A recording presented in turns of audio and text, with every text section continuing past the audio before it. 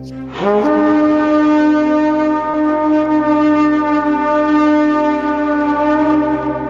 is this? Welcome, Vikings fans. This is the FullSkol podcast. Let's go!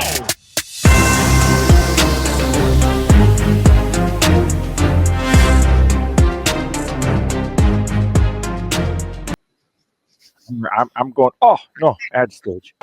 There we go. Oh, that was almost a disaster. Going right into it.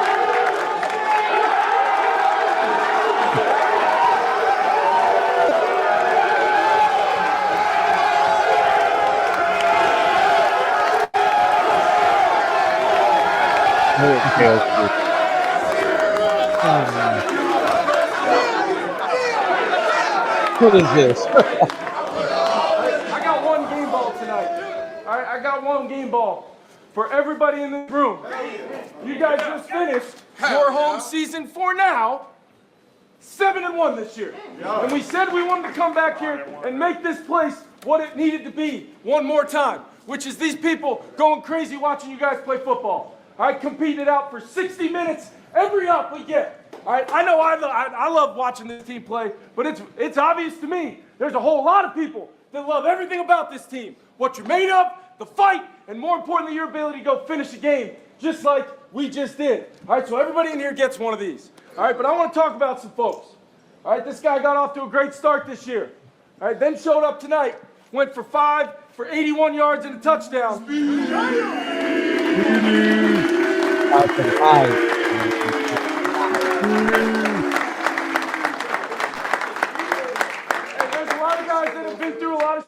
In this locker room, and you persevered. That's one of them right there. So proud of Jalen Naylor right there. I'm so proud.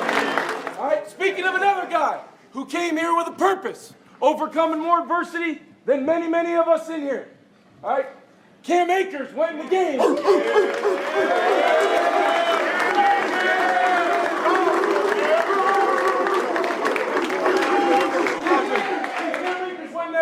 Game, and he had a mindset no matter what, he was coming down with that last football. All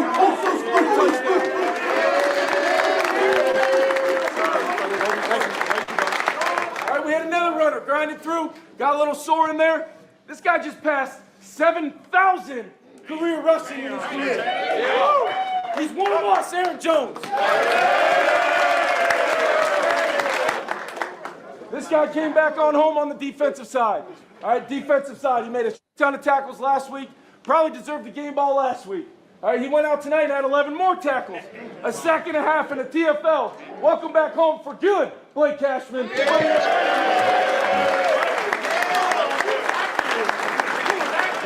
guy. All right, another guy that took the ball away tonight. All right, forced it. And he's been showing up time and time again. The most selfless guy, I think, maybe on this team. The way he works and just grinds and shows up every day with a purpose, Jerry Tillery, man.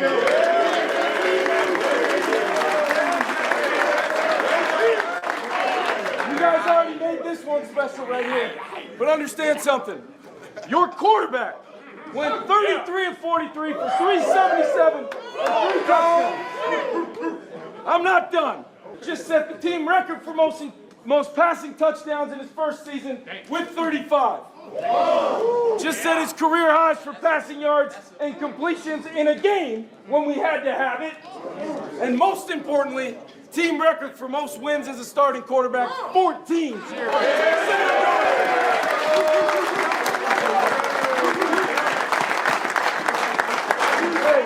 last thing I got, and Sam will break us down. What have we been doing all year long? From the very beginning. 1-0. 1-0. 1-0. I don't have to tell you what 1-0 this next week means. I don't got to tell you. But all we know is we're going back to work. Come on. Break it down. Hey, we know what we got to do this next week, man. We know what we got to do, man. Come out here, have a great fucking week, and let's go. Here we go. Vikes on 3. 1, 2, 3. Vikes!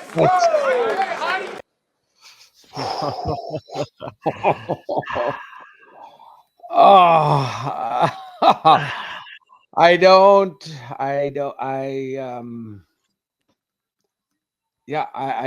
don't even know. Like, I'm like, go through the game. Like, what happened? Like, Packers. Okay, that's nice, but Who cares about the numbers? Who cares about what happened up until this point? Like Sunday, that's all we need to talk about. Like it.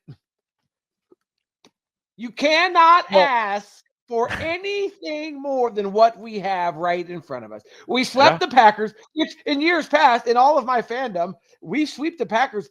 That's a successful year for me. That's a successful year for me. Now I'm getting greedy. Now I'm getting greedy because it's right there in front of us. But 14-2, sweep the Packers. We have an opportunity to play for the number 1 seed in the NFC and a first round bye to win the North. I mean, like it's Disney. It's Disney. Somebody said it earlier, and so I'll repeat it. But this is probably the biggest regular season game in the history of the NFL. In the NFL history, I could see that, and it's not because when has this ever happened? When has this ever? Never. Well, it never. hasn't. I can tell you it's never happened because there's never been a 14-win team that's going to be a 5 seed. So it has never happened. Never happened. Where you have 2 14-2 teams going head to head in the very last game of the season for everything. Game number 272 for the bye season, week. Yes. I mean, home field advantage. It's everything. It's everything. But we can talk about the game because I was there. I was there. Yes, I know. I hear all about it. My U.S. Bank Stadium record has improved to 1-1. So what did I tell you? We have broken all the curses. We have broken every. I don't know that one game no. But I've watched it in multiple places with different people. All this stuff, like it's done. It's done. It's done. So all of my fans that have the same mentality of me, I have to watch it the same way. Blah blah blah. No, just go and have fun, enjoy the game wherever you want to, because our juju, the team's juju is better than our bad juju. So, tell me. There was definitely more purple this time than last time because that's good. Last year, I mean, it was still like obviously more purple than green and gold there, but last year, we weren't doing that great. Green Bay I'm sure some people sold some tickets. Green Bay kind of came out in force, and their "Go Pack Go" chant was pretty loud, especially once they started, running the score up on us. Got pretty loud, and it was a much better experience this year to hear those chants get quieter and quieter and quieter as the game went on. Oh, it did pick up towards the end at halftime. Yeah, I was gonna say, they made it run. Which I don't know how much we need to break that game down. I thought it was a great game. The score definitely does not reflect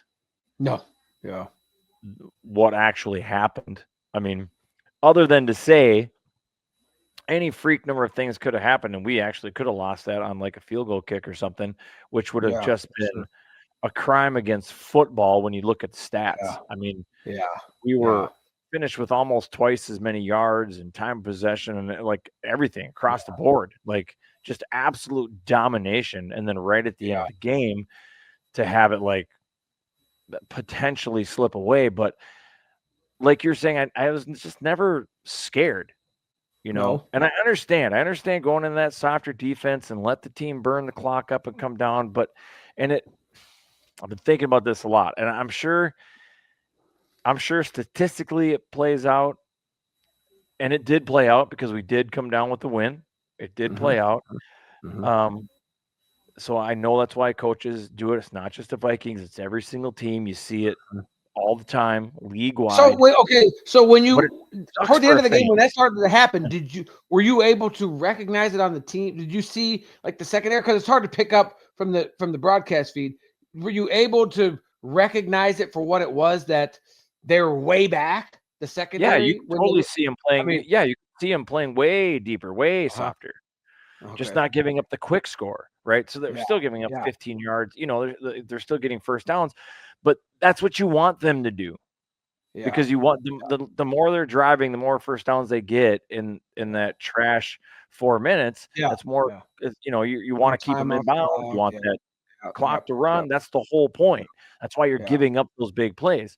Like, again, I understand it. If you play, do some role playing and put yourself in the head coach position, and you can crunch all the numbers. And there's a reason I said it's league wide, because it's the thing to do. It's strategically the smart thing to do. But for a fan, it sucks. Because it seems like, oh, we're losing our lead. And, and the percentages pan out, but it's not perfect. So you can actually lose the game doing that too. Yeah. You let a team get back in, momentum switches, one freak fumble or whatever the thing might be, and now it's biting in the ass. Well, Cam Akers doesn't make that catch. We don't get that first down. We lose that game. I firmly believe. I don't Cam think so. Akers is not. We're only up 2. They're going to kick a field goal, but we're going to kick it away. We're going to kick it away, and then they have to get into field goal position. Yeah, I absolutely think the defense holds. How many times has the defense done that this year already? Well, yeah, no, I over agree. the clutch turnover or what? I mean, the defense does that. If the defense has to end the game, they'll end the game. Like, here's the thing: it's like you see teams that like their defense is better than their offense, or vice versa, and you can tell because towards the end of the game, they make sure that the ball is in their strength, and that'll determine whether they go for it on 4th down or whether they Dan Campbell goes for it all the time. Meathead goes for it because he can't. They got to stop anybody. Yeah, exactly. So they have a great offense. Yeah, there's a fair chance that they're going to get that 4th down for one, and they're going to keep going. What they don't want to do in the final minutes is punt it away and leave it up to the defense to win that game because their defense is beat the fuck up. So that's just not going to happen.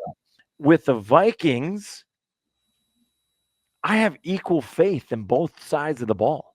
Yeah, 100%. Yeah. So it doesn't. I think that's why, to touch on what you've said, like I just don't get nervous in these scenarios as much as I used to, is just because it doesn't really matter who has the ball. This team has showed that they can finish games. Yeah, 14 times they've done it. You know, and even against Detroit, it was right there. We needed a couple first downs. And we win that game. Yeah. And then we're not even having this conversation about the biggest game in the season because we're just the number 1 seed, and that's that. We already win the North. We're the number 1 seed. We're resting people next on Sunday. Yeah, for sure. Right. So, I mean, that's why every game does matter, and I do like KOC's 1-0 mentality because you definitely can't slough off those first games. That way, you have the rest of the season to catch up. It's like, no, dude, like that game was huge. The fact that we lost was huge. We lost at home. That's huge. Not coming back to bite us per se, but it could have definitely helped us the way the rest of the for sure season panned out. The other thing I want to touch on about being at the game, and I didn't really notice this as much last time. I think because I was overwhelmed with my first experience in US Bank Stadium, and brother. It's easy to get overwhelmed in that stadium. That stadium is absolutely beautiful. I can only imagine. I mean, I guess the snow coming down. The media. I saw that on your Snapchat. Yeah, they do like the big stuff. Yeah, it's. It's amazing. So I think I was lost in the spectacle of it. And this time around, I really I did more actual football watching. I think it's lost on, at least it was on me, but I got to assume for most people that are watching football on TV, you don't realize how fast that game moves, how fast that quarterback has to make a decision. Yeah. And I really noticed it. I'm like, dude, it's like, well, it's 2 or 3 seconds. I mean, boom, boom, boom. But in the heat of the moment, I mean, 3 seconds when you're watching on TV, getting fat, eating Cheetos. But when it's happening in real time, it's unreal. And these defense guys, how fast they get off the ball. It's oh my God. And then to bring it home, that B-flow defense, it gets talked about all the time where they show a blitz and then 2 of the guys backpedal, Harrison Smith backpedals 15, 20 yards. Dude, that happens so fast. I don't know how quarterbacks do it. I don't that's why it's such a problem because you might even half expect it, but what if they don't, right? You're trying to go through your progressions. Meanwhile, keeping a side eye on the hitman to see if he's actually coming or not, or if he's going to pack pedal on the snap. And then you're like, oh, he didn't go back there. And then you check your progressions and you go to your third look, and what the fuck? How is he over there already? He was just coming at me. I don't understand it. Like, pretty wild, dude. Like we have to get you in that building next year. Yeah, no, I agree. That's I just have to do whatever it takes to get over there and get in there. I have to experience it for sure. My second time is my second time, and the Skol chant, the horn, the players going out. I still got choked up, dude. I got choked up again. I couldn't even imagine, dude. Are you able to go down and talk to Casey and stuff like that at all, or no? No, they're. Is that her brother? It's her brother, right? Yep. Yeah. Okay. Yeah. That you went with. Yeah. Of course. So I don't know. We've talked about that before, but so Dale's, I guess it's his niece. I guess it's Pam's daughter, stepdaughter. She's a 7-year veteran, captain of the cheerleading squad. So that's how. That's why we bring up Casey or whatever. That's Dale's niece. So and she might retire. She might not try out. That's a long tenure. I mean, I don't know what the life expectancy is of a cheerleader, but I don't think it's probably that long because I don't think they make a ton of money. I talked to her over the holidays. Obviously, I got to see her, and she said she's like, well, if I tried out, I'd make it for sure. Yeah, she's just like, I just don't know if I want to. So so much for free tickets. Anyway, I didn't know if you got a chance to go down and get close to the field, and if she could get you some passes or anything like that. But yeah, man, what an experience though. I mean, like, what about the momentum? How did you feel? Like, how did it, as it started to kind of get there toward the end and they started to score, and obviously the Green Bay fans started getting louder and stuff like that. Could you feel the momentum, or did the home team just like, no, shut up, we're going to drown you out? I mean, like, talk a little bit about that. Well, the energy in the building was just totally different from the get-go than it was last time, just because I think the fans had, and we set the tone early, I think there was a little apprehension when they got three, went down 3-0, and then our first 2 offensive series, nothing happened. So I think there was a little bit of fan apprehension there, but they were still loud on third downs. But 12th man was still definitely in effect. They weren't quiet. The fans definitely stepped up, and then just started getting louder. Once we went up like by 10 points, like, place was out of control, dude. Like, it was, they were treating every down as third down. I mean, it didn't take me long. Like, I wouldn't even make it through the first quarter. My voice was already going. Like, I had to just whistle from the rest of the game because I couldn't yell anymore. Like, I can hear it now. I don't know if you can hear it, but I can hear it. Yeah, I can hear it. My voice still isn't 100%. And it's gonna be a long night. Who blew the Gallahorn? Oh, who was that? Was that It was the next Viking, right? Yeah, it was like, like a retired Scott Studwell? No. No. I saw it too. Dang it, I don't remember. I think he was from the 90s. He was a defensive. Was he a defensive player or something? Or something like that. God, I don't remember. No, that sucks. I should remember that. But no, I don't remember who blew the Gallahorn. But pretty awesome. So to go through the game, energy wise, like, that 12th man was there, loud and proud. And even when they started coming back, like, we just got louder and louder and louder. And Packer fans got a little louder and louder too. But it started. I got my go home chant started catching on just a little bit, meaning like I heard like 4 or 5 other people start to adopt it. So when the stupid go Pack go chant starts, I always answer with home. So they're like, go Pack go, and I yell home. Go home. So, go Pack go home. Couldn't quite get it to take off. Yeah, couldn't get go. A couple people started doing it, and then it just never really grew legs. But it was good right up to the end. So and there, when we're only up by 2 and kind of that last drive, there was a few people, not a lot, but you could kind of see a few slump shoulders and some lifelong trauma coming out of like, here we go again kind of a thing. But overall, I didn't get a sense of that. Overall, there was definitely an energy of confidence in that in that building.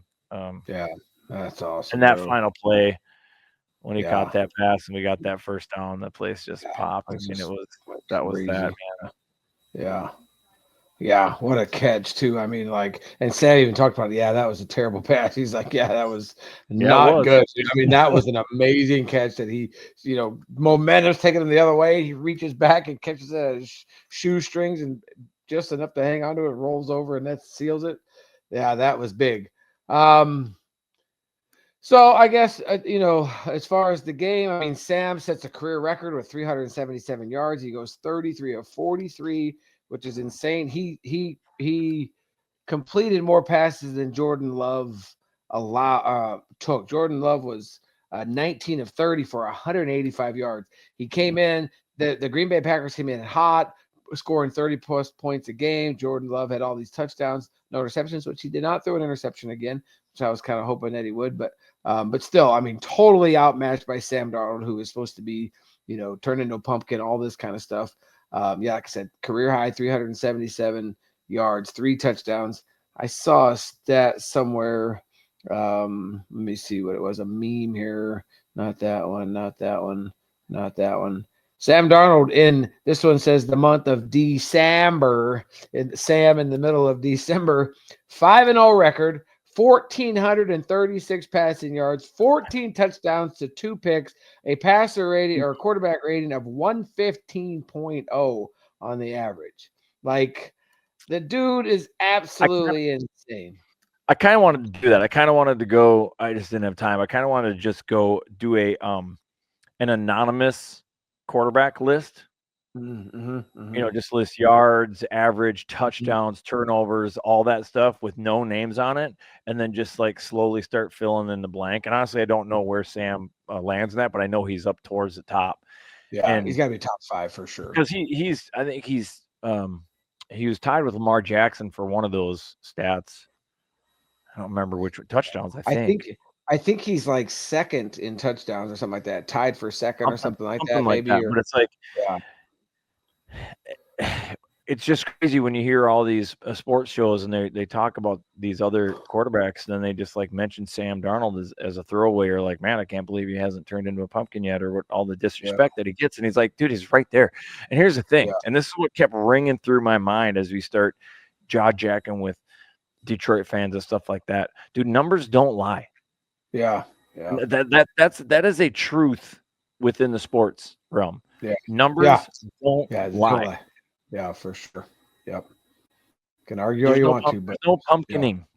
This dude, he's played the big games. You can't say he can't win the big games. Going back to that game, in our text thread, Dan pointed it out, and he's right. Like, he had kind of happy feet those first couple possessions. Like, and I could see it. I could see it from my seat. I could see his feet were kind of shivering, they're moving around. He was kind of tap dancing back there and not making good time throws. And then I think the moment kind of got settled to him a down. little bit. But then he settled down, and it's like literally his feet stopped moving. Like, he just planted his feet and he looked around, and he was standing in that pocket like super calm and would take off when he had to, and started making really good throws and really good plays and good decisions, and he just settled into that mode, and that was Sam for the rest of the game. Yeah. That's awesome. He's not like there's no pumpkining going to happen. Like, if it was going to happen, it would have happened already. He's had ample opportunity to turn into the old Sam. Well, I have this stat right here. Most game-winning drives in the 24 season through week 17, which, of course, we got 1 week left. Patrick Mahomes at 7, and Matthew Stafford and Sam Darnold are tied at 5 game-winning drives. Jared Goff has 4, and Jaden Daniels has 4. So, I mean, like, he's at, like you said, when the moment gets big and all of these things, that he had every opportunity to turn into that pumpkin and be like, oh, I can't see it. I'm seeing ghosts. I don't know. This moment's too big. No. 5 game-winning drives. Like, how many times have we talked about it on this podcast where he's like, when we needed him, and I keep coming back to, he's got that dog gene. Like, he's just, when his back's against the wall, he just comes out and he does exactly what he has to do, goes down and, what was that, a couple weeks ago when he had to go 93 yards, I think, and drive down the field and score a touchdown to win the game. I mean, like, the dude is not going to crack. If he was going to crack already, he would have done it by now. Like, he's had so many pressure situations. And we've also talked about how basically, I would say for like half the season, all of these games have basically been playoff games, because if we lose, then we lose pace with Detroit, and none of this conversation matters. None of this number one seed, none of that stuff. So after the second loss to the Rams, like, it's been all or nothing. Like, from here, like, I mean, it's go time. No, I'd say you're right. I would say from as soon as we got back, started winning again, and told everybody, that kind of told the league, like, okay, we're not just going to slip into a losing team here. And then the first however many games, 5 games were flukes. And then you hear, who they played? They haven't played any winning teams. They don't have a winning record. And you see all this bullshit, but it's like, listen, going into it, the teams that we beat, we weren't supposed to beat by all metrics. Yeah, and we were we're one of the reasons they're not a winning team. Yes. We're one of the reasons they don't have a winning record. To them losing. Yeah, we contributed that L column. All right. Yes, so, exactly. And then, then we dropped those 2, which, Detroit, we barely lost that one. Again, we convert a couple first downs, and that's that, So it's not like we haven't been blown out. We've been competitive in every game, and we got back on the winning side of it, and we haven't stopped. We're undefeated when Cashman plays. Yes. That's a great stat. 7-1 at home, which conversely, the Lions are 14-2. I don't hear you again. Both of their. Here we go again. Really? Check your cable again. We're good. No, I don't have your. I lost your picture for some reason. What's happening? Why? The interwebs are terrible. Can you hear me now? Can you hear me now? Yeah, I can hear you. Can you hear me? Here you are. Yeah. You're back. Okay, here we go. You're back. I had to get up real quick. I actually turned the camera off on purpose. Oh, you're freaking me out. I'm like, now what? I thought I had my TV over here all the way down. I don't have a remote for that. It was on like 2, and so I could kind of hear it. And I was afraid it was coming through his, and so I jumped up. I couldn't hear it. I quick jumped up and just turned it off just in case, just so there's no background noise there. But I wanted to before you look at your notes, I want to touch on one more thing. Just going off of the confidence I have in Sam Darnold. He throws that pick. The very next offensive drive, he just leads a nice sustained drive and we score. Like, there is no, like, I'm seeing ghosts. There is no regression. It's like, they say you have to have a short memory in sports. And it was like that pick never happened. He just went back to work and did what he does. I mean, No, and it's starting to get on. The rest of the league is starting to get now the narrative has changed to, like, you got to sign. There's no way you let Sam Darnold walk. I mean, that's the narrative now. That's what everybody is saying. Yeah. Well, and so I don't know if this is just my I don't know what it is, but I cannot stand Rex Ryan. I think we talked about that last week. And you said, I don't know if did we talk about it on the show where you said you just want to punch him? Yeah, we did. Yeah, we did. Where you were like, I just want to punch. And you see I think I said something about Mr. Ed or something like that. Like the horse show from way back when, like, his teeth are so huge. But they're too white, dude. They're unnaturally white. Just they're not. Yeah. You and Luke Bryant need to actually stain your teeth a little bit. Drink some coffee. Yeah, right. Yeah. Well, he does. I'm sure they're paid for veneers or whatever. But so here's my thing about that, because now we're getting all these bandwagoners and now they're starting to believe and all this kind of stuff. And then, but all they can talk about when they say, yeah, he's been playing really well, you have to sign him. And again, I don't know exactly what to call it. I don't know if it's my conspiracy theory stuff, if it's what I don't know exactly what it is. But do you think this is what I come to?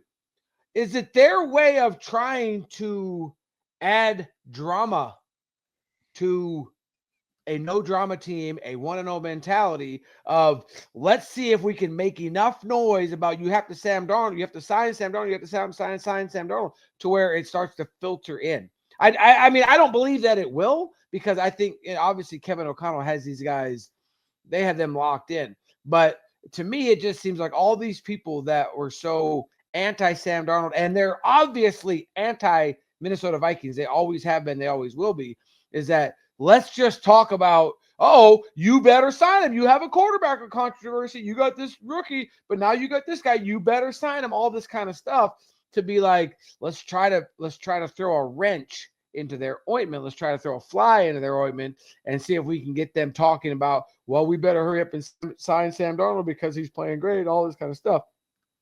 And I don't know, like you said, what do you call that? What do you call that? I don't know. I don't know. I don't. Conspiracy theorist? Yeah, I don't think there's any validity to it. I don't. You saw that locker room, dude. You think there's controversy in there? No. You don't pick a quarterback up and throw water at him when there's a controversy. Like, dude, that team loves and the thing of it is that, and I don't know. You got to be thinking. If you want to talk about any controversy, it's probably all in somebody's head. But you're gonna sit here and tell me that Daniel Jones isn't sitting back looking at Sam Darnold and being envious of what it means to be a part of a good team and a good squad and a good coaching staff and a good organization. Like he's got to be thinking, he probably doesn't want to go anywhere, but obviously he wants to be a starter somewhere. So he's going to get traded more than likely, but although we are undefeated since signing Daniel Jones to the practice squad.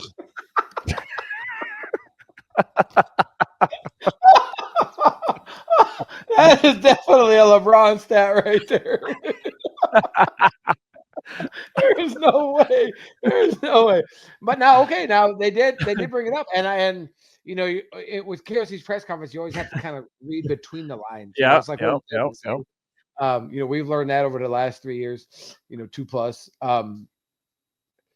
That he's going to be on the active roster for the playoffs. Yep. As the backup, I guess, or something, because they brought that up, and he's like, yeah, we're talking about that. And I'm like, that means yes. Like, yeah, he's coming. We're not going to have this, top whatever pick that he was, top 5 pick, sitting on the bench but he has to be on the active roster, I believe, this weekend to make it to. You can't. I don't know 100%, but the way I understand it, without looking too much into it, the way I kind of understood what people talked about it was that if he's on the week 18 roster, then you can have him through the playoffs. But if he's not, then you can't add him to the playoff roster after week 18. Maybe you can between the end of the regular season and the first week, the first game that you play in the playoffs. Maybe, I don't know for a fact, but the way the feel was that you have to have him on the roster by this week. And so I firmly believe that Daniel Jones will be,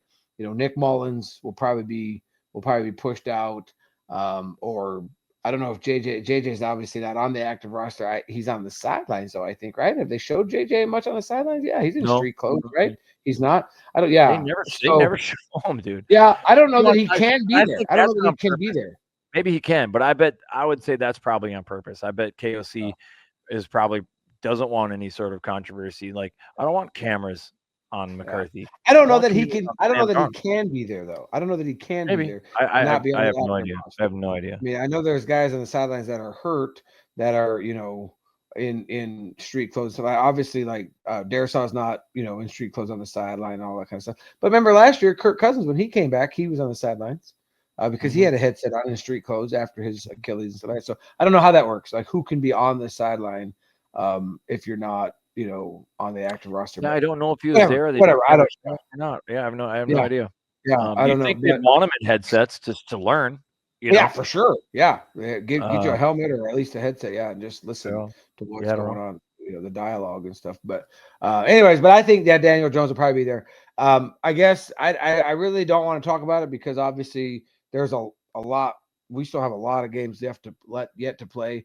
But for me, I would be like, let Daniel Jones walk, whatever, get that 3rd pick, whatever it is that we get for him, let him go.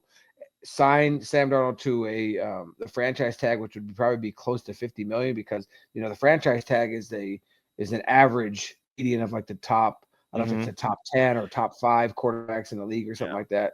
And so he would be upwards in the high 40s. Sign him to a 1-year contract, let JJ Sack go underneath of him. And then if it looks like, hey, we really just want to keep him, then you sign him to a longer term deal, and then you worry about it next year. You kind of kick it down the road a little bit. But basically this year has to be a JJ, like a red shirt. Like if it was a college program, it's like he redshirted because he's not getting any reps.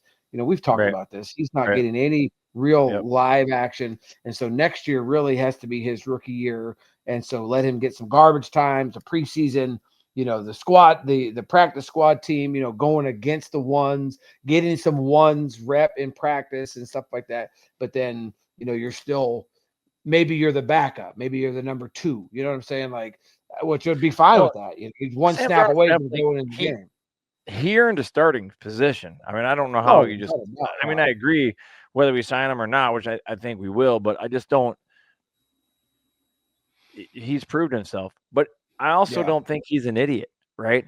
I think he sees. It's one thing, it's been said that KOC told him, "Hey, use us, right? Use us as a springboard for your career, right?" Yeah. But I have a hard time believing, because of his past experiences with trash teams. And I saw a graph today, like Sam Darnold's passing yards on every other team is like this, and just like way up here, like right. Yeah. So I have a hard time believing that Sam's not going to want to stay in this system if he can. Now, we've talked in the past about, like, listen, are you going to turn down $10 million? No. You get mad when the boss doesn't bring donuts, right? Yeah. Like, we're not. That's $10 million. All right. Or more. Or more. It's ridiculous to think. So money might talk, but I think he's gonna want to work out a deal that's mutually beneficial. He's going to want to stay here. He's not an idiot. He knows because there's no guarantee he's going to another good team. Yeah, for sure. Yeah. I mean, he'll get to pick where he goes. You want to go to the Raiders? Is that where you want to go? Like, he wouldn't be traded. I mean, he'd be a free agent, so he could pick where he wants to go. But is the infrastructure there? Are the weapons there? Absolutely not. I don't care where you go. They are not going to have the weapons that we have next year. Now, Aaron Jones became a huge pivotal part of this team. And if, we talk about, his importance, and he was out the second half of that game. He had a thigh bruise, contusion, KOC likes to call it whatever, big word for a bruise, but I saw his press conference today, and he's like, yeah, he's feeling good. Like, I don't see why he's not going to be able to go on Sunday. And without him, we're not 14-2 without Aaron Jones, in my opinion, because Cam Akers, Ty Chandler, they don't run like him. They do not run like Aaron Jones. Yeah, there's a big drop off for sure when he's not in there. Yeah, no, he's half as much or more better. You know what I'm saying? Like if he's here, they're like down here. He's not twice as good as they are, but he's half as much better for sure. He's not Saquon Barkley by any stretch of imagination. I'd love to have, I don't mean to throw shade at Aaron Jones. I love it. He's such a great locker room guy to have too. He's such a great personality. I know why the Packer fans loved him so much. Like, he's just he's an awesome guy to have on your team. It was nice to see them, him embrace a lot of his teammates. I saw some videos. Yeah, that was cool. It's cool. He's a great dude. But I would love to have a better back, of course, a more dominant back. I mean, if Aaron Jones is done after this year and we can get a better back, I just hope they don't say, you know what, Cam Akers is good enough. Now, he's been on the team twice. Like, we cut him, we brought him back, we cut him for a reason. I mean, like all these things. So if we could get a real number one running back, KOC will have the best option possible, because I have full 100%. Faith in KOC. Yeah. And you want to talk about that at all or no? Yeah, we can. I mean, little birdie, not Casey, for the record, by the way. Not Casey. Get her. It's not her. Yeah. She's not talking out of class. He who shall be named who is I do have an inside source. It's nothing too crazy. I guess first I'm going to start with this. So our questioning, I've been questioning, like, what's up with Hawkinson? Like, is he still hurt? Is there a disconnect there? What's going on there? And I was basically told, like, don't worry about it. It's fine. He's basically on a pitch count right now. Like, that's on purpose because he's not full. Like, obviously the narrative when he came back is like, oh, I'm stronger and faster than I ever was. Of course, that's what you're going to say. But so likely he's not absolutely 100%. And that might be why the calls aren't, like, there's no planned calls for him, which that makes sense. And basically also KOC, and this is the juicy part, I think, if it's sure. true, Yeah. is that KOC is playing 4D chess. He doesn't want to show all his cards in the regular season. So when you stop and you think about that, and you're like, okay, we are getting it done kind of without Hawkins. Without him, he flashed a little bit more. Little bit. But once you get in the postseason, and as teams are watching tape, there's not a lot on him. Slip through the cracks a little bit. Because you don't have a lot of tape on him. There's not a lot of design plays for him. But once we get in the postseason, it'll be interesting to see if this is how this pans out. Yes. If we get in the postseason and Hawk starts getting more and more touches and more yards, I'll be like, that was absolute truth. Well, I think, because obviously knowing that, watching the Packers game, because we talked about it, minutes after you found out, basically, I guess, or I don't know how long it was when you started letting me know. Yeah, it was pretty close. But that it'll be this week, because this is such a huge opportunity. Maybe. You know what I mean? Like, I know they want to save them for the playoffs. I know they want to really save tape for the playoffs.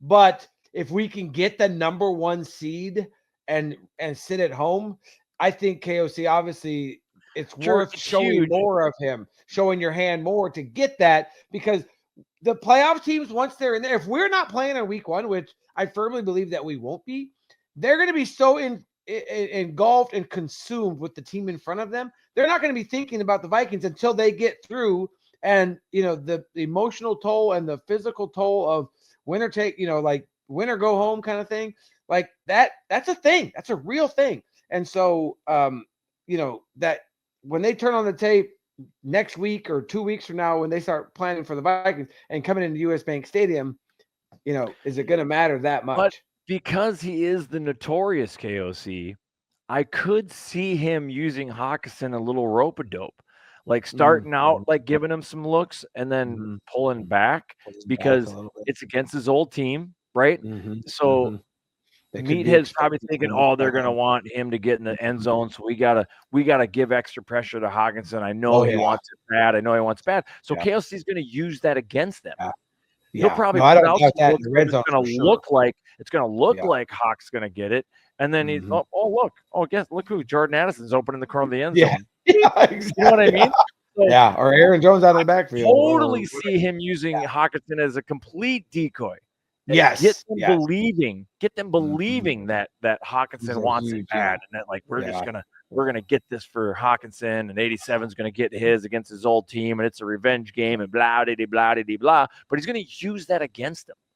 Well, but I think, though, if that's the case, I would hope, and obviously we got full confidence in KOC, which we'll talk about that a little bit too, about him. But if he does start the game like that and he's having a game, don't go away from it. You know what I'm saying? Like, oh yeah, for sure. I mean, if it continues to be there, just keep feeding 87.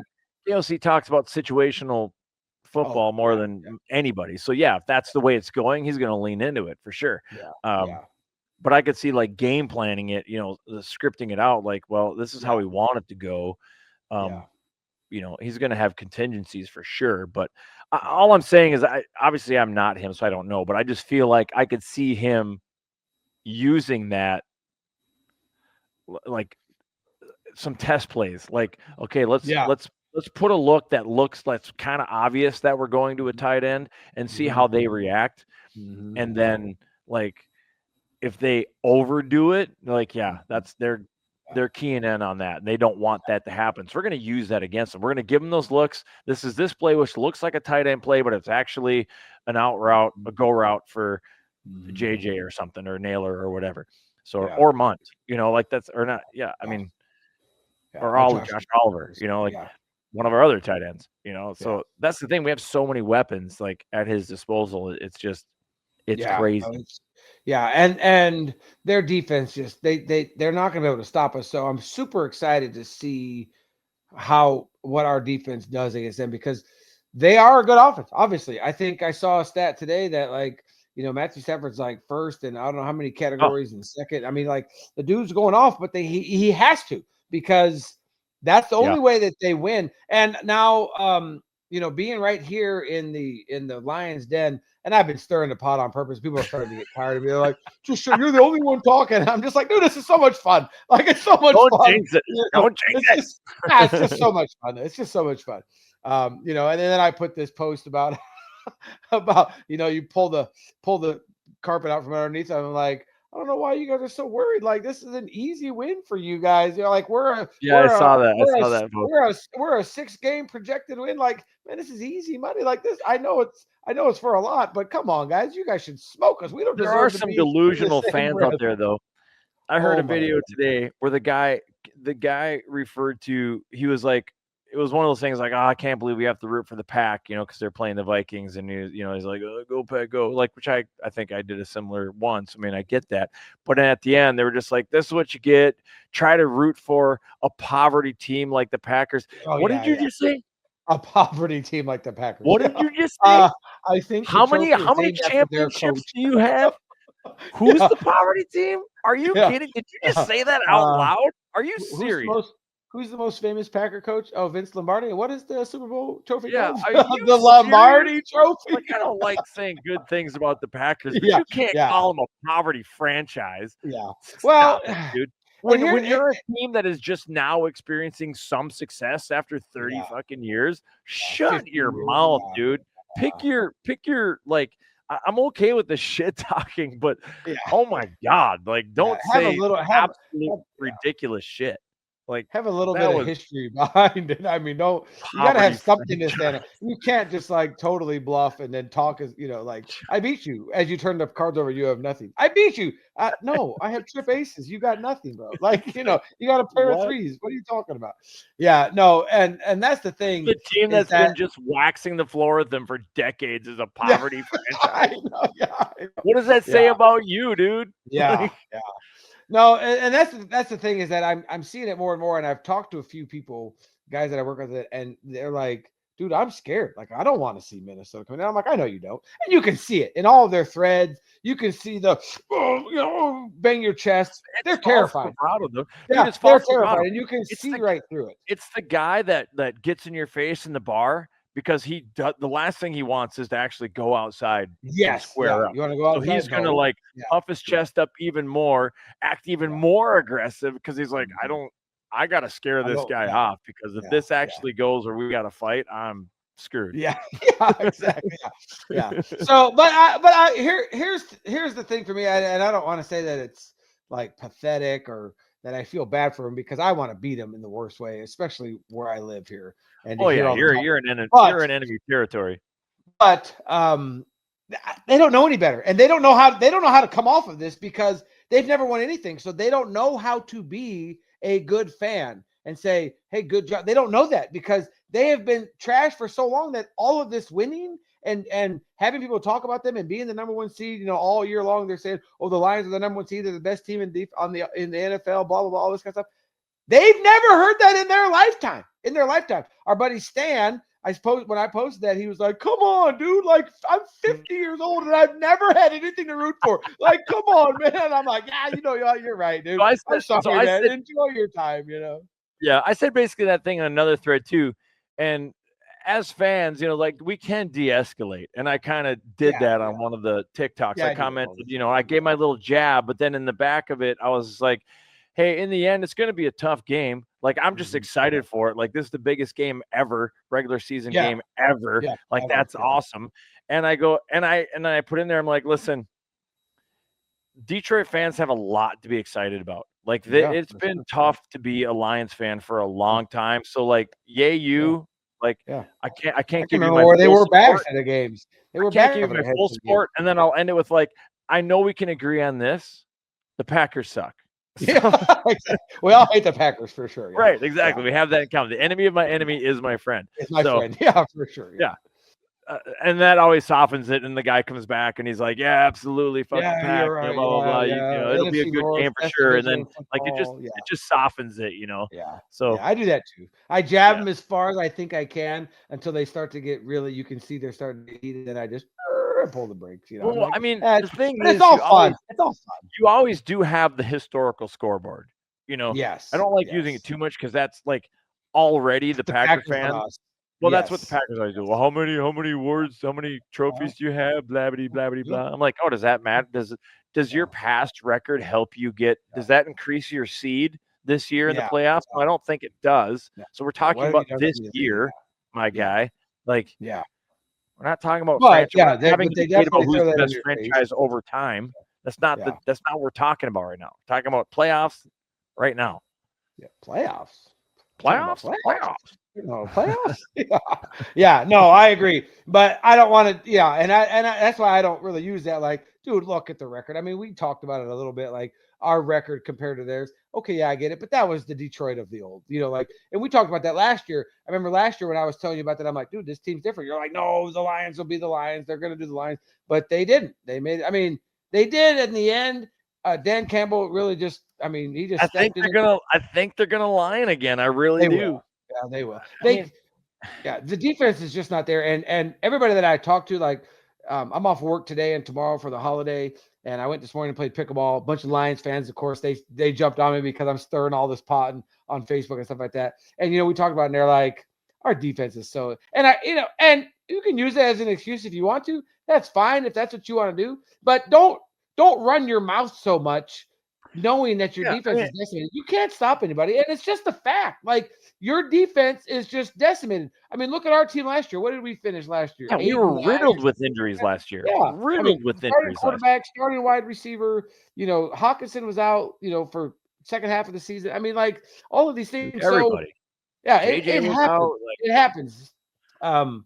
To the extent that the Detroit Lions have seen, especially on one side of the ball, like maybe if you had, whatever it is, 19 injuries, if those were split up between some guys on offense and some guys on defense, and you could put a decent team on both sides, but their defense is just not good. I mean, it showed against the 49ers, and the 49ers missed 2 field goals. So if they lost by 6. So if the 49ers make those field goals, who knows what happens? Not that it mattered. I would have, the conversation that we were having at work yesterday and with other people, I'm like, why is he playing anybody? But that's Dan Campbell. And you can only rest so many guys anyways, because you have to field a team. But at the same time, it's like, dude. Well, and Dan Campbell did say, and I thought about this too, it's like, well, we didn't prepare our third squad for this game. So it's like, you prepare all week and you don't know how the other games are going to play out, so it's like we lose and it's not that big of a deal, right? Maybe then he sits them, but we didn't. We won. So now he's got, like, what does he do? He puts the starters in now, he puts the scrubs in now, even though he's been practicing with the starters all week. Like, I don't know. I mean, it's still a risk, but Dan Campbell takes risks. Like, I don't wish. I want to be very clear in this. I do not wish injury on anybody. Like, that's their livelihood. That's their whatever. I do not wish that. However, with that said, just because of the way he is, it's hard to say I was wishing for somebody to get hurt, but it's like playing all of your starters. Like, I wasn't rooting for it, but I was almost expecting it. Like, if one of your big guys goes down in an injury in a game, or you didn't have to start him, you idiot. Yeah, you moron.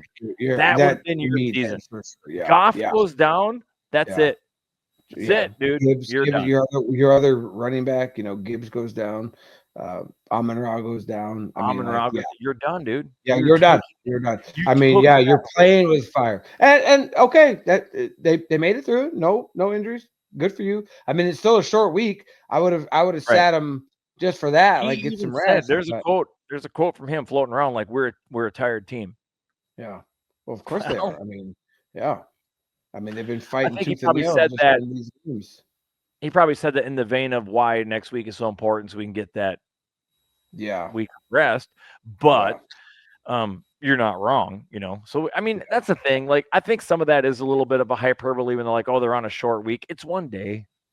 It's a Monday night. Yeah, but it's not. But One it's not. day.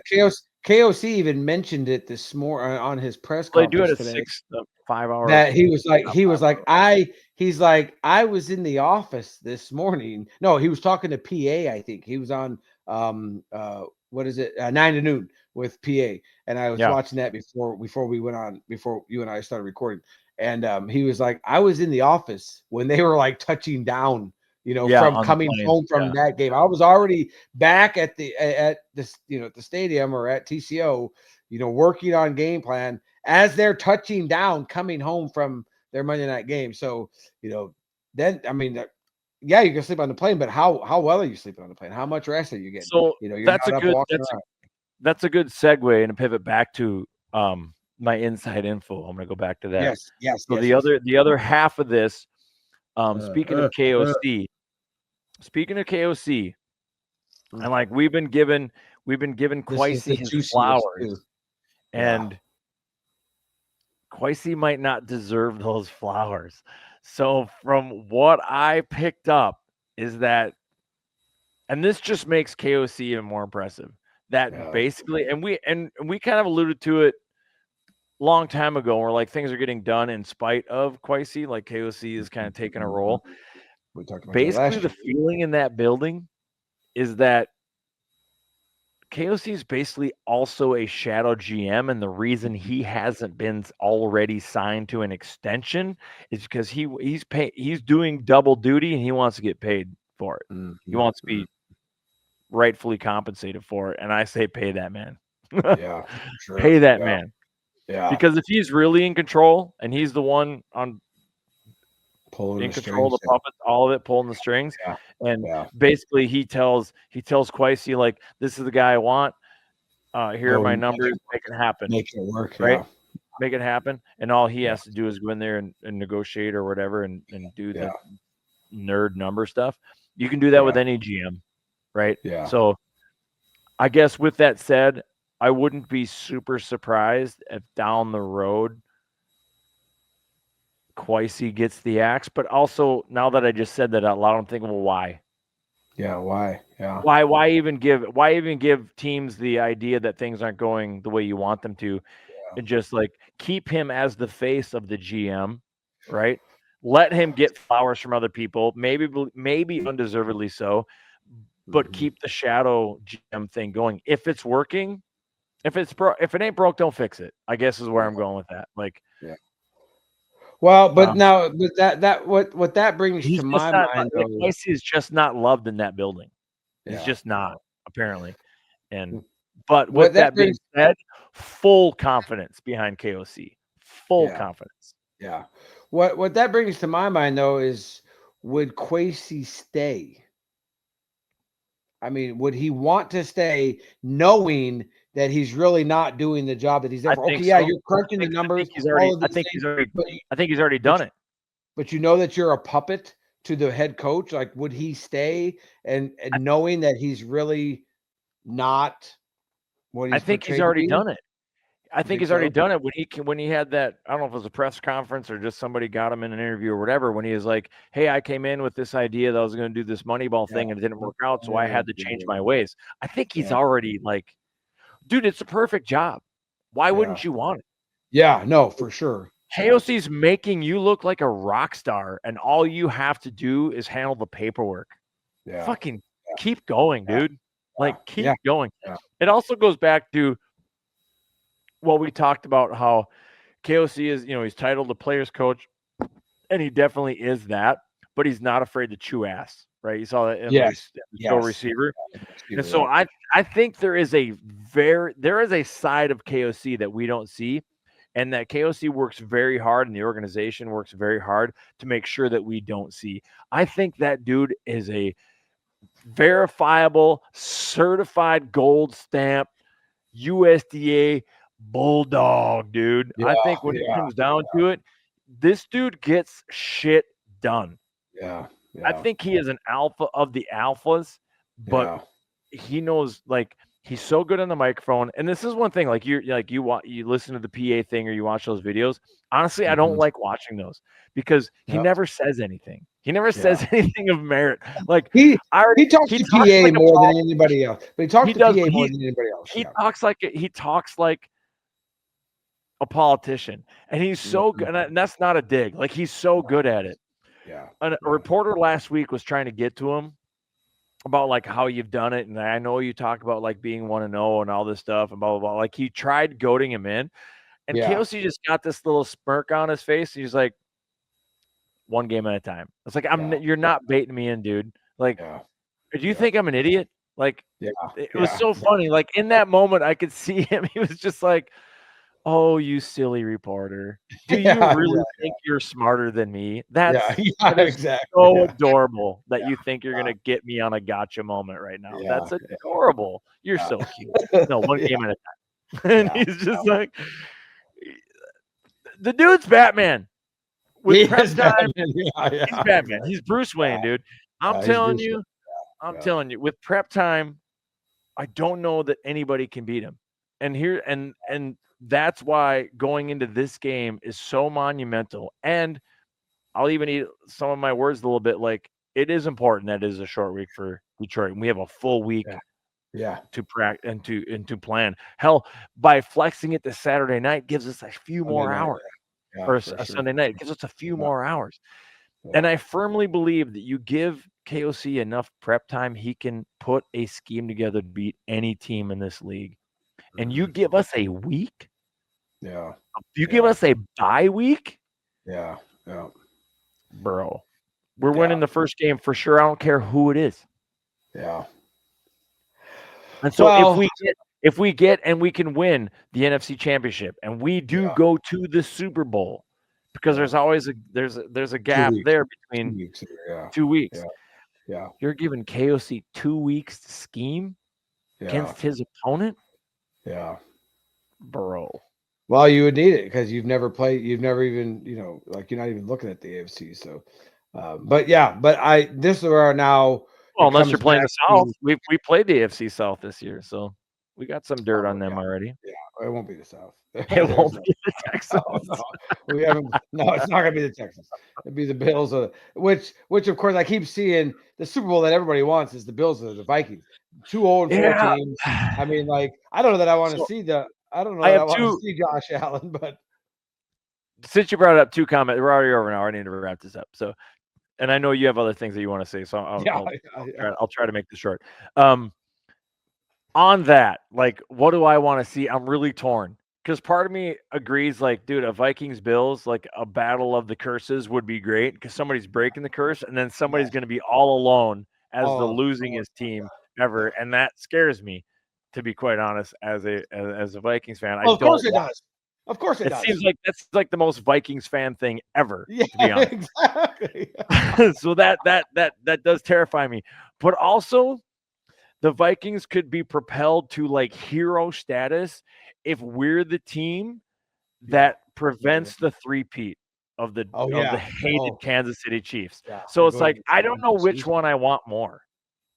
Like, I really don't. Like, I really don't know which one I want more.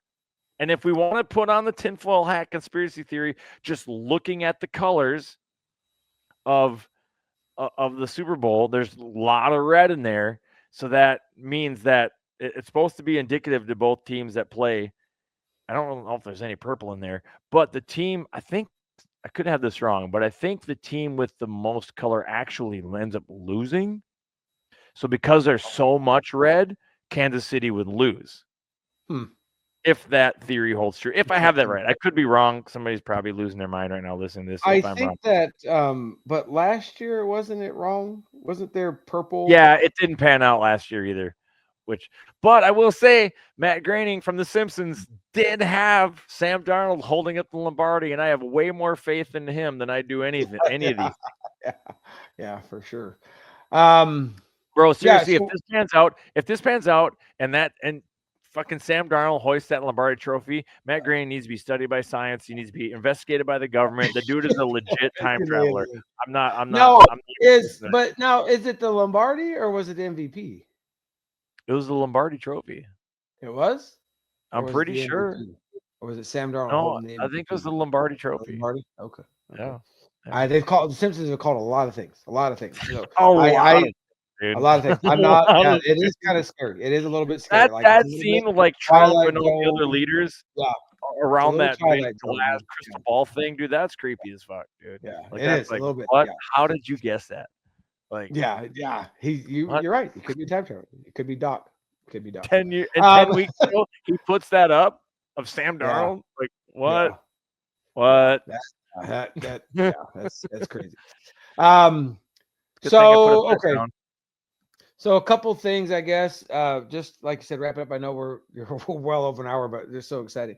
KOC is the odds-on favorite to win Coach of the Year. We need to talk about that. He is minus 1,000. So a $10 bet wins you 11. You win $1 on a $10 bet. You win $1. So $11 total. So you win $1 for that. So minus 1,000. The next closest is Dan Campbell at plus 555. So it's not even close. KOC is definitely a lot of people are saying that's coming down to this game.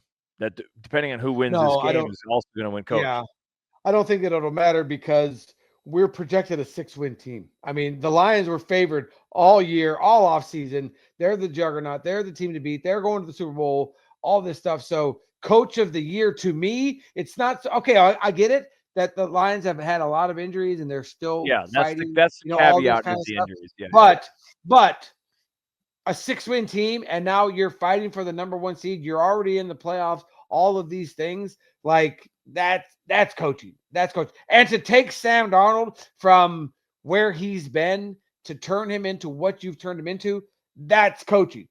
Is that Dan Campbell? No.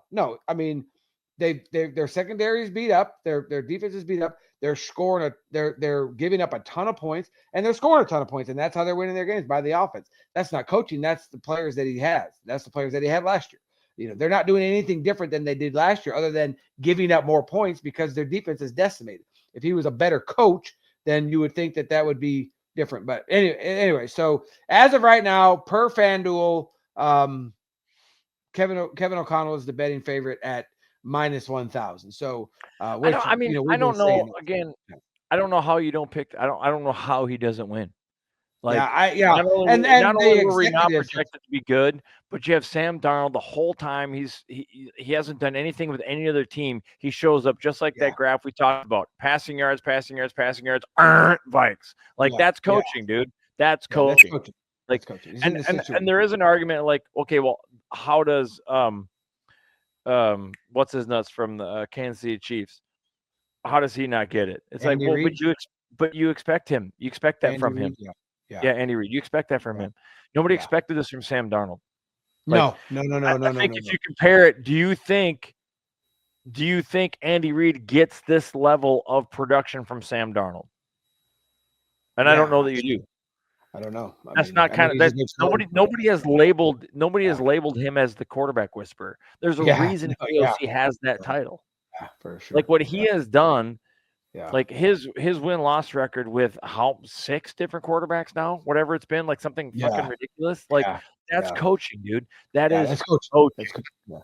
Yeah. Did you see a little Josh Dobbs in the not to Yeah. I mean, that was kind of, and he runs in a touchdown. I mean, comes out great. Fire strike, runs too. Yeah, exactly. Yeah. He's good for a game or two, game and a half. I mean, we know that.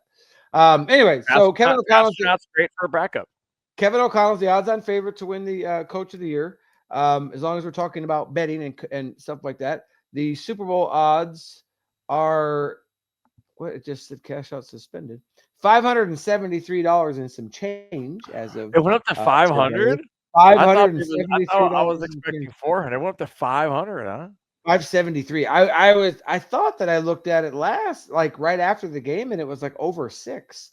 I'm almost positive it was like 640 something, but for whatever reason today it was 573. But now it just says that cash out has been suspended. So I'm not sure what that means if they're not going to offer you anymore now. Well, generally what that means is like during the game, like if we do a regular parlay on the Vikings game or something like that, usually about up until maybe there it is, cash out 573.69. Up until about somewhere in the early second half, say we have $50 on a game and they'll offer you $20 on it. If you've got if you've got 2 out of 5 legs, they'll offer you $23 cash out up until a certain point of the game, and then cash out suspended. You're not going to get this. You're not going to win. So cash out is suspended. You don't get any money back. You lose it. That's so funny because I would assume that should go all the way to the Super Bowl. Like that should be, you would think so, and probably through the game. So your whole point of not cashing out. If it gets to, I would say if we make the Super Bowl, obviously it should be at least half. It should be $4,000 or more. But early on in the game, if we all had in the lead and it jumped up to 5 or 6, maybe at that point, let me take it and run, before something happens. Yeah, we'll worry about that in. Yeah. There's a lot of many slip twixt cup and a lip. We got 4 games. We'll worry about that in 4 games. We are week 18 win, divisional round win, NFC title game win. We are 3 wins, brothers and sisters. We are 3 wins from a Super Bowl appearance. 3 wins. 3 wins. So I had a moment in US Bank Stadium where I thought about that. Where I thought about we always joke. You're like, oh, if we win when I'm totally crying, you're like, yeah, I'm gonna bawl like a baby, and I probably will too. Yeah. But I had a real gut check, a physical. Yeah. It was a physical thing. So I was like, for the first time, and even in '98, I didn't have this. But for the first time in my life, I had a real this might happen. This might happen. I don't know what I'm gonna do. Like, what do I do? I start freaking out. I literally started freaking out, and I was like, okay, calm down, dude. Calm down. We're not even in the playoffs yet. You need to dial it back. You need to dial it all the way back. There's a lot of football against some good teams that need to be played. Yeah. Just chill the fuck out.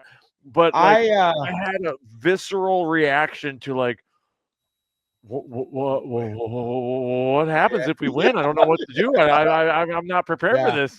Yes. Someone because if we go, we're winning. I'm sorry. If we get to the Super Bowl, we're winning. AFC's tough. I mean, the Chiefs. Are they though? The Bills. I think so. But yeah, I don't know. I to your point, obviously.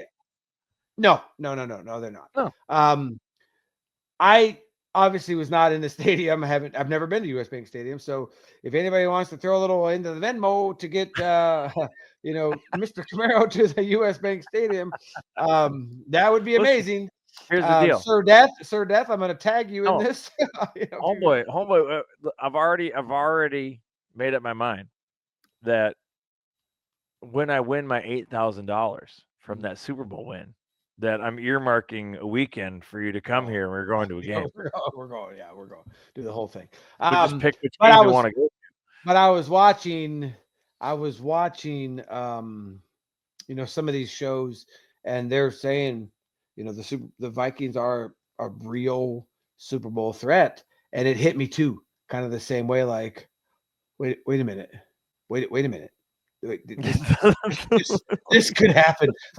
This could happen. Really. And I was sitting there while I'm like, and my breath, my heart started pounding and my breath started to get a little short. Like, this could really happen, and I could feel the tears start to well up. Like, dude, I am going to. I kid you not. Dude, I have to get the video. My sons are gonna have to, I will literally lay on the ground like a baby and cry. Here's the deal. I'm getting choked up. I get choked up just listening to the Galler horn and them announcing the players running out of the tunnel. Right? Can you imagine? No, I can't. I might cry just announcing the players as they come out of the tunnel for the Super Bowl if we get there. much Yeah, less see Sam Darnold raise the Lombardi Trophy. Yeah, we get there. I don't know. I don't know. But And Lawson, no, I know. I'm gonna tell you right now, I will cry. I'm gonna tell you why I will cry. Because if 22, if Harrison Smith in his career as a Viking only has ever played as a Viking, wins the Super Bowl, that's the player, dude. That's the current player on our roster that I feel carries the most weight.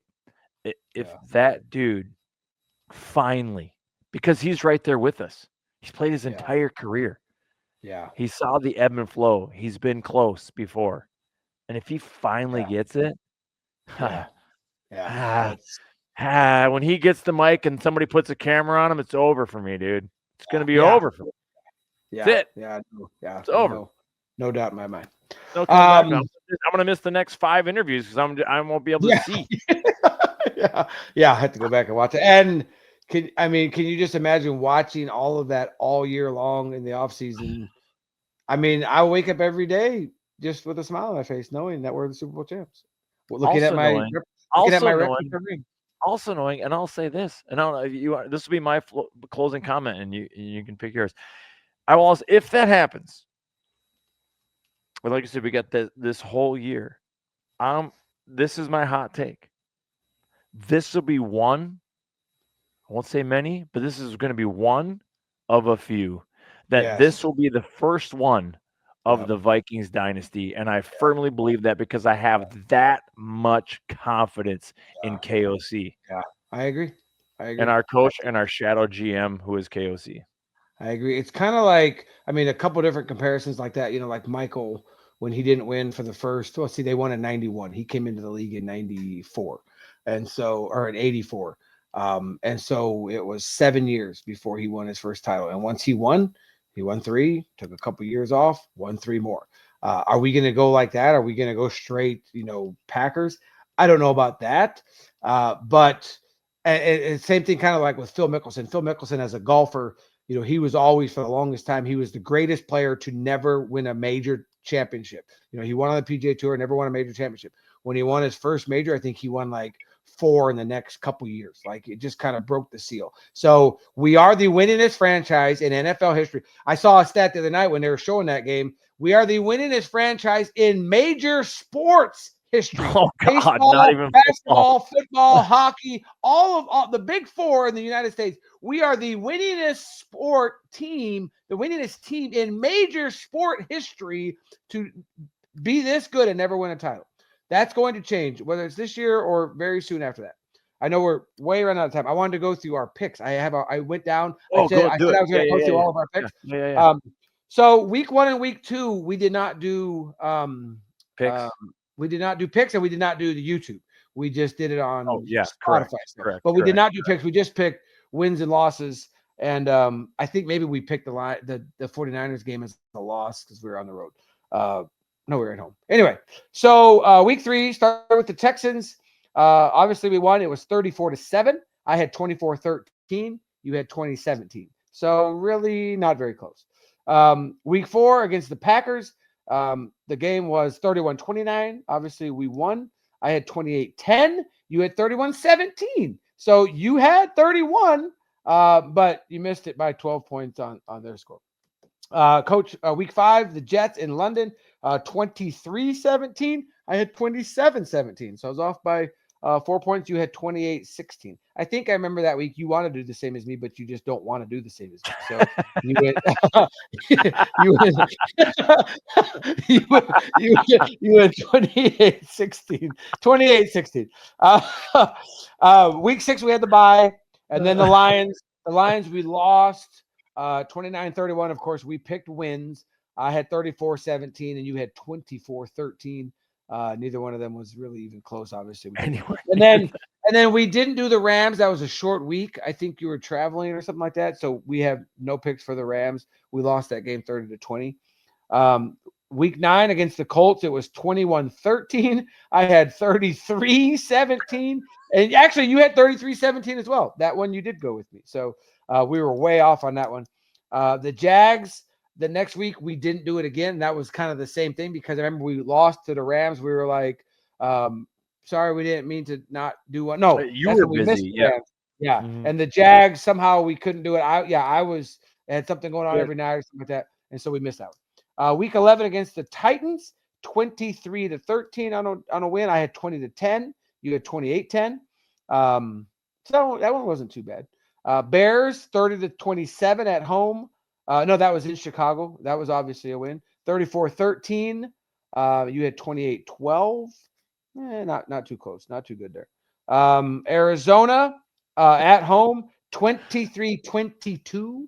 I had 27-17. You had 24-17. So you were close on it was 23-22. So you were 1 point off on ours. The Falcons, 42-21 at home. Obviously, 27-20 I had. You had 34-17. So, that was pretty doubled close. their score. I remember that. That was like, and that was 34-17. You had that doubled. It was just a little bit shy. Bears at home, 30-12. I had 34-13. So that one's pretty good. And you had 31-10. So even better. You're only 3 points off combined. 1 on our side and 2 on theirs. Seahawks on the road, 27-24. I had 34-16. You had 28-16.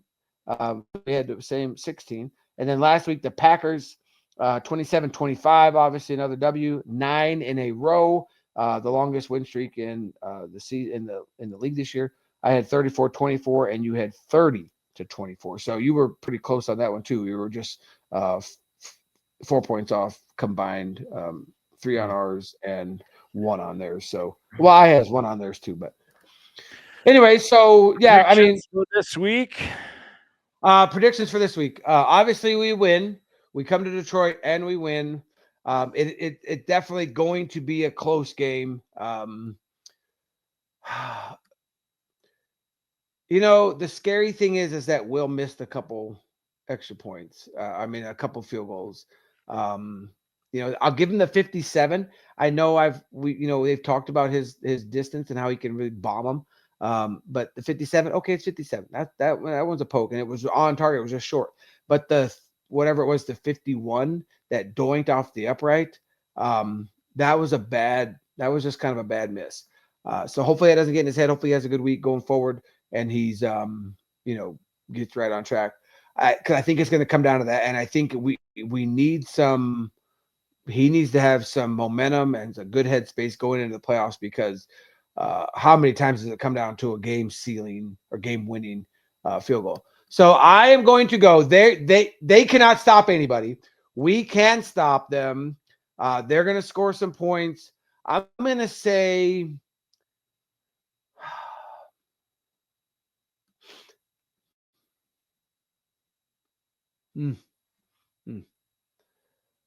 right now, I think we're 2.5 dogs. I'm really thinking like 32-31 we win. And it's a last second field goal. It's like 29. It's like 31-29 or something like that. And we win the walking away last field goal, win the game 32-31. Yeah, I'm going to write that in here. I'm going because they can't stop anybody. I'm going Vikings 42. Whoo! Detroit 38.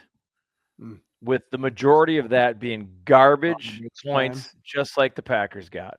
Mm-hmm. I think we're going to be most of the game. I think we're going to be at a minimum a touchdown ahead, maybe 10 points.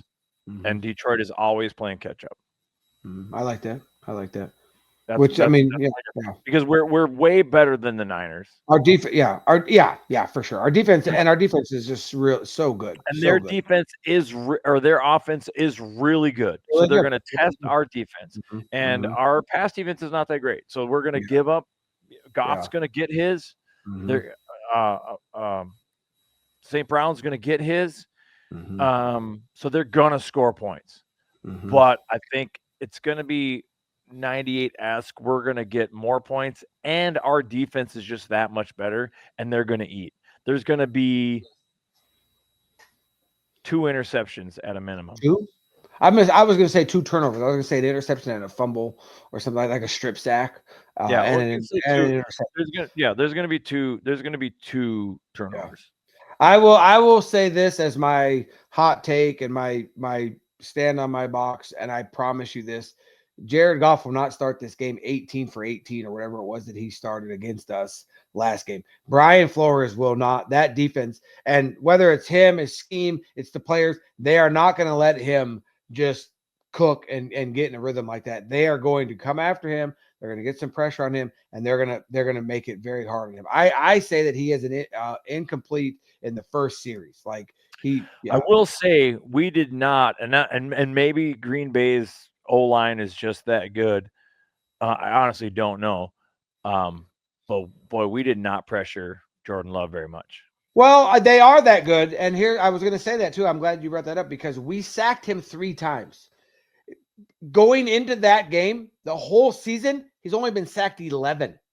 Okay. Jordan Love has only been sacked 11 times. Now, some of that filled up, and we sacked him at 3 times. So they are definitely that good. And Detroit's got a good offensive line too, but that just Brian Flores after that last game and how pressures is only one part of it. Like the pressures are great. Everybody loves that. Like, and obviously you want that, but it's the not pressures, I think, is where the Flores defense shines because that means we're dropping back, and that's where we get our picks. We're not getting our picks on pressures. We're getting our picks because they think they have an easy dump off, and then Van Ginkel just dips in, sidesteps it, and grabs it, or it gets tipped, and then 22 is able to grab it, or Cashman, or whoever. But our turnovers come when we're not blitzing. So Well, I mean, it's I like again, and this will be obviously our last regular season. That's why I wanted to go through those numbers of what we picked there and stuff like that, because obviously next week we'll be looking at the playoff picture. We are in the playoffs. One of us is going to probably go to Tampa Bay, which I don't know what that NFC South looks like or whatever. If the Bucks or if Atlanta plays on Sunday with Michael Penix Jr., if they win that game, if the Bucks are out, I know it's like 9-7 and 8-8, I think. But whoever loses this game, the Packers are already set at 7. They can't get any better because we beat them.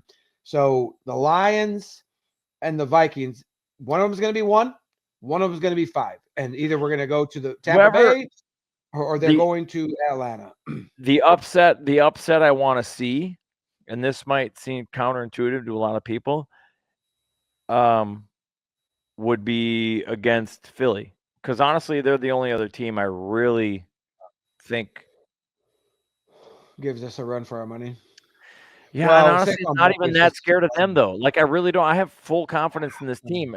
With that said, I know anything can happen. Like, I'm not being overconfident. I just mean I really just have confidence in our team. But I just feel like there's a really big drop off. You go Vikings, Detroit, Philly. The teams after that, fucking whatever, dude. Like, whatever. Like, whatever. I mean, they're all good teams. The Rams are good. They're going to be tough out at home. Rams are kind of sneaky scary. I'll give you that. The Packers can't beat anybody good. That was what they kept saying, that they threw the kitchen sink at us the other night because they wanted to prove that they belong there. They've lost to us twice. They lost to Detroit twice. They lost to Eagles. They cannot beat anybody they cannot beat the elite teams. Yeah. I don't think. And now the Packers, as it stands right now, the Packers are the 7, the Eagles are the 2. So the Packers would be on the road to Philly. Do I think the Packers can beat them? No, I don't. No. So, but that's my perfect scenario. Like I'll go Pack go. Like I want them to beat Philly because I know we can beat them. Like if they can somehow get lucky and upset the Eagles, I do not fear the Packers. I don't care. Everybody's gonna be like, "Oh, you play the same team 3 times." Don't care. Yeah. And we beat them all 3 times. We're gonna beat them all 3 times. And once you get rid of Philly, Detroit's the only team in our way. Yeah. And when they got to come to our house, And it very might even if they make it out of there. I mean, they got to go play the Bucs in Tampa Bay with that defense beat up. They can't stop Baker Mayfield. He's on a roll too. So I could see the Detroit getting bounced in the first round, going from the number 1 seed all season. Everybody talking about them to losing the number 1 seed, losing the division, going on the road and getting bounced in the first round. I could see that. I could see that because if they have to go to the Bucs are not an easy out at home. I mean, the weather's going to be nice, but I don't know that the defense is better than the Lions Detroit fans. That actually shoot. They would hear about it. They would hear most about it Lions thing ever. all season long. Oh my God! All season long. Just squandered at the last game of the season, lose home field advantage, and then get bounced first round. Are you? Damn, I mean, that's dog. like that. Yeah, I'd feel that. I would probably feel bad for him because I don't know that we've ever felt like that. Well, I guess we felt like that against the Giants. 2 years ago, when we got bounced in the first round. Yeah. But yeah, other than that, I mean. That one stung, but yeah, it's right there. It's right there. This week is that's it. It's the biggest game in regular season history in coming up regular season NFL history, without a doubt. And the best, like we said, we talked about 13-3 was the record before for a wild card team. This year it's going to be 14-3, and it's either going to be us or it's going to be the Lions. I firmly believe it's going to be the Lions, but we got to go play the game. You just never know. Knock on all the wood. You can't say they're not a good team. You can't. No, they are a very good team. It's not going to be, and in that stadium, there's going to be very little purple and gold there. It's going to be a ton of whatever they call that blue. I forget the name of what they call it, but it's not going to be easy. But are we up for the test? And when we win, I think we win the Super Bowl because we go on the road to on beat Overreaction.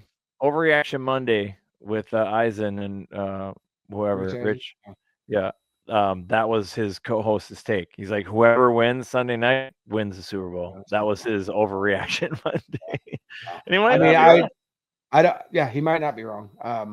So thanks for if you made it this long. Thanks everybody for supporting us. I really need to starting the shows with this. Don't forget to hit the subscribe button and the little bell thing, because that gives you notifications when we drop, because we don't do this on a regular basis, although we are toying with an idea that maybe next year we might do like some Facebook, YouTube lives and then invite people to come on. That might happen. So subscribe, hit the bell, all the good things, like, comment, share to all your friends. Share it. Yep, that's gross thing. We might start bringing in people like every week who we're gonna face the next week, like have a little behind enemy lines segment kind of a thing. So we're playing with a few things. So it's the end of the regular season. We're the end of 2024. We're recording this on New Year's Eve. So when you listen to this, it's going to be 2025. So happy New Year's, everybody. Thanks for your support thus far. And I don't know of a bigger symbolic way of ringing in the next year, 2025, with the first Super Bowl victory in Vikings history.